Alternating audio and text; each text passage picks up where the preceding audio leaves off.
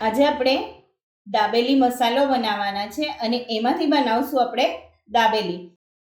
દાબેલીનો મસાલો બનાવવા માટે 3 મોટી ચમચી આપણે તેલ લઈએ છે. તેલ ગરમ થાય એટલે આપણે એમાં બાફી અને મસળેલા બટેટા એડ કરીએ છીએ.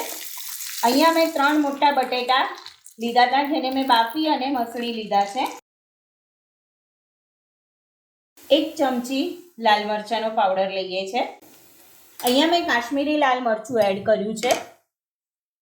આપણે મસાલો બનાવતા હતા ત્યારે પણ આપણે કાશ્મીરી લાલ મરચાંનો જ ઉપયોગ કર્યો છે. 2 ચમચી દાબેલી મસાલો જે આપણે બનાવ્યો હતો એ એડ કરીએ છીએ. 2 મોટી ચમચી લઈએ છે. તમે 3 નાની ચમચી પણ લઈ શકો છો. હવે આને મિક્સ કરી લઈએ.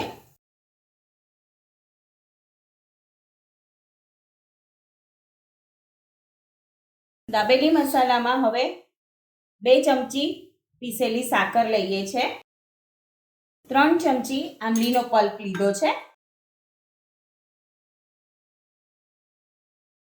દાબેલી મસાલો તૈયાર છે. હવે એને ઠંડો કરીએ થોડો અને પછી પ્લેટમાં લઈ લઈએ. દાબેલી મસાલો ઠંડો થઈ ગયો છે. પ્લેટમાં લઈને હવે એના ઉપર આપણે લીલા નારિયેળનું છીણ નાખીએ છીએ. દાડમના દાણા લઈએ છે. મસાલા સિંગ લઈએ છે. ઝીણી સમારેલી કોથમીર એડ કરીએ છે. દાબેલી મસાલો તૈયાર છે. હવે એમાંથી આપણે દાબેલી બનાવી લઈએ. દાબેલીના ગોળ પાઉં લીધા છે આપણે. એને આવી રીતે વચ્ચેથી કટ કરી લીધા છે. હવે એમાં આપણે ચટણી લગાવીએ. આ આંબલીની ચટણી લીધી છે 1 ચમચી.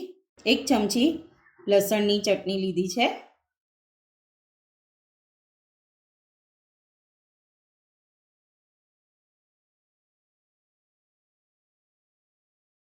તૈયાર કરેલો માવો આપણે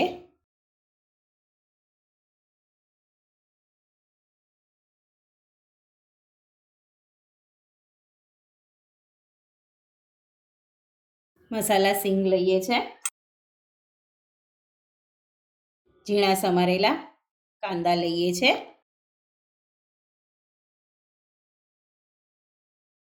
બટર લઈએ છે અને દાબેલીને આવી રીતે ફેરવી લેવાની છે એના પર, બટર ઉપર, નહીં તો બટર બળી જશે. દાબેલીને હવે સેવમાં ડીપ કરી અને સર્વ કરીએ.